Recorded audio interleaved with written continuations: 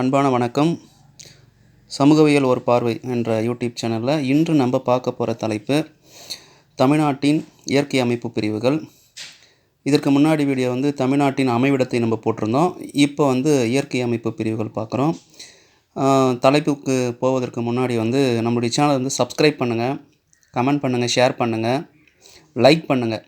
சரிங்களா? கண்டிப்பாக பயனுள்ள தகவல்கள் தான் உங்களுக்கு வழங்கப்பட்டு கொண்டு வருகிறது.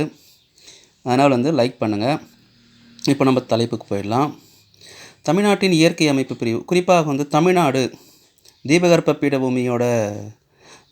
பீடபூமியில் மிக முக்கியமான ஒரு பீடபூமி தக்கான பீடபூமி. தக்கான பீடபூமியில் தான் தமிழ்நாடு இடம்பெற்றுள்ளது. தக்கான பீடபூமியானது சுமார் 135 மில்லியன் ஆண்டுகளுக்கு முன்னாடி கிரேட்டிசியாஸ் என்று அழைக்கப்படுகின்ற கோண்டுவானா என்ற நிலப்பகுதியில் இடம்பெற்றிருந்தது அப்படின்னு சொல்லிட்டு குறிப்பிட்டிருக்காங்க.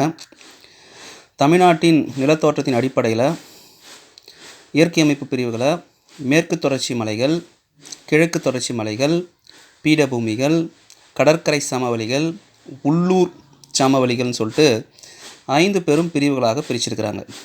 சரிங்களா?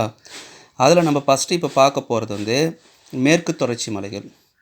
தமிழ்நாட்டின் மேற்கு தொடர்ச்சி மலைகள் குறிப்பாக வடக்கே நீலகிரி மலையிலிருந்து தெற்கே கன்னியாகுமரி மாவட்டம் சுவாமித்தோப்பு மருதவாழ்மலை என்ற மலை வரை நீண்டு காணப்படுகிறது அப்படின்னு சொல்லிட்டு குறிப்பிட்டிருக்காங்க.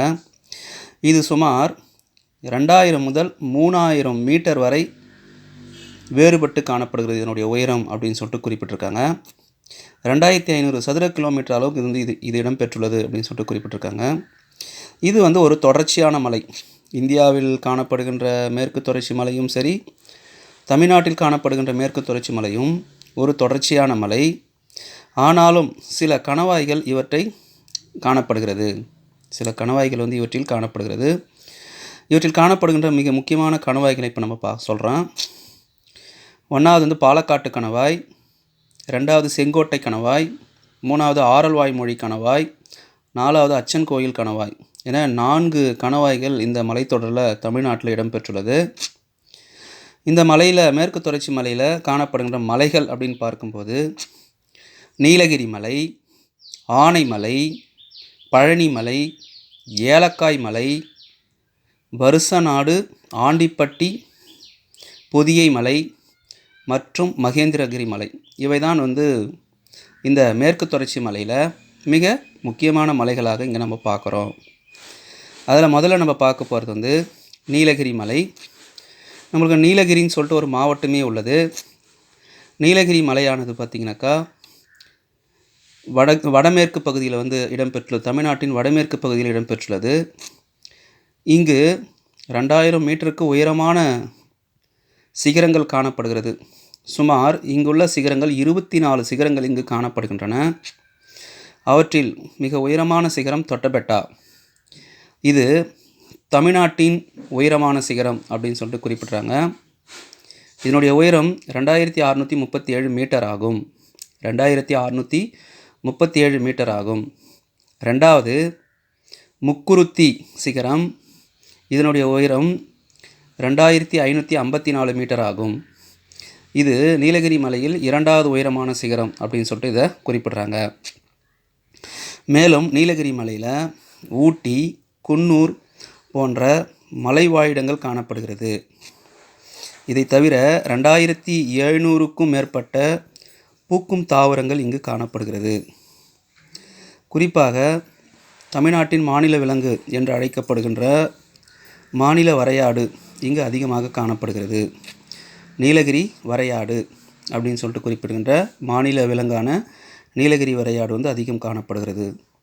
இதுதான் நீலகிரி மலையை பற்றிய மிக முக்கியமான தகவல்கள். அடுத்து நம்ம பார்க்க போகிறது ஆனைமலை. ஆனைமலை தமிழ்நாட்டிற்கும் கேரளாவிற்கும் எல்லைப்பகுதியில் இடம்பெற்றுள்ளது. குறிப்பாக பாலக்காட்டு கணவாய்க்கு தெற்கு பகுதியில் இடம்பெற்றுள்ளது.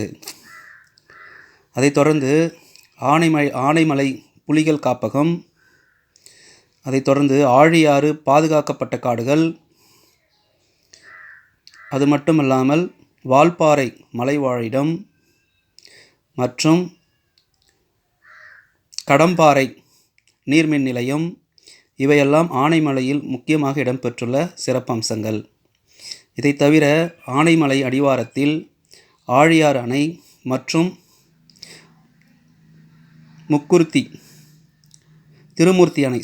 திருமூர்த்தி அணை இதன் அடிவாரத்தில் கட்டப்பட்டுள்ள மிக முக்கியமான அணைகளாகும். அடுத்து நம்ம பார்க்க போகிறது பழனிமலை. இது மேற்கு தொடர்ச்சி மலையின் கிழக்கு பகுதியில் இடம்பெற்றுள்ளது. திண்டுக்கல் மாவட்டத்தில் இடம்பெற்றுள்ளது.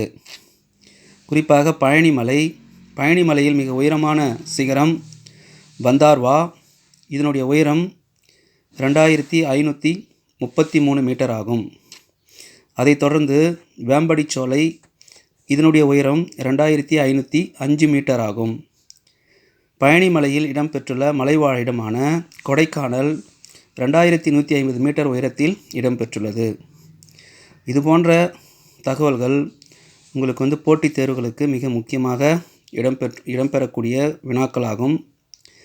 இதில் கூறப்பட்டுள்ள வினாக்கள் மேக்சிமம் பார்த்திங்கனாக்கா பொறுத்துக என்ற கேள்வியிலையும், அதை தவிர மாறுபட்ட ஒன்றை கண்டுபிடி இது மாதிரியான வினாக்களில் இதை கண்டிப்பாக கேட்பாங்க. அந்த வகையில் பார்க்கும்போது இந்த தகவல்கள் அனைத்தும் உங்களுக்கு பயனுள்ளதாக இருக்கும். இதை தவிர இன்னும் சில மேற்கு தொடர்ச்சி மலைகள் இருக்குது. இதை பற்றி அடுத்த வீடியோவில் பார்க்கலாம். மறுபடியும் சொல்கிறேன், நம்முடைய சேனலை சப்ஸ்கிரைப் பண்ணுங்கள், ஷேர் பண்ணுங்கள், கமெண்ட் பண்ணுங்கள், லைக் பண்ணுங்கள். நன்றி.